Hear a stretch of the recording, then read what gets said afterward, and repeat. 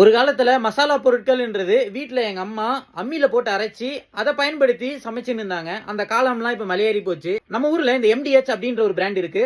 அவங்க மசாலா பண்றாங்க. எவரெஸ்ட் அப்படின்ற ஒரு பிராண்ட் இருக்கு. சோ இவங்க வந்து வெளிநாடுகளுக்கு வந்து எக்ஸ்போர்ட் பண்றாங்க.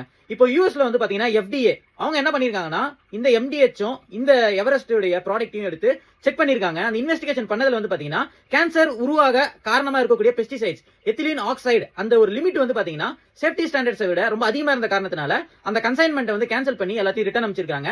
சோ இந்த ஒரு கம்பெனி மட்டும் கிடையாதுங்க. கிட்டத்தட்ட யூரோப்பியன் யூனியன்ல மட்டும் 527 இந்தியன் ஃபுட்ஸ் ப்ராடக்ட்ஸ் அது வந்து அதிகப்படியான கேன்சர் உருவாக்கக்கூடிய இந்த எத்திலீன் ஆக்சைடு அப்படின்றது அதிகமா இருந்த காரணத்தினால அந்த கன்சைன்மெண்ட் எல்லாத்தையுமே வந்து மார்க்கெட்ல இருந்து திருப்பி அமைச்சிருக்காங்க. இந்தியாவினுடைய food safety and standard authority of India so இதனுடைய அசிஸ்டன்ட் டைரக்டர் வந்து பாத்தீங்கன்னா இப்ப கடந்த மே 5ஆம் தேதி சிபிஐ வந்து கையூட்டு வாங்கியிருக்காரு அப்படின்றதுக்காக அரெஸ்ட் பண்ணியிருக்காங்க.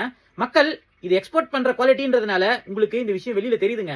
உள்நாட்டுல எந்த அளவுக்கு தரம் இருக்கும் அப்படின்னு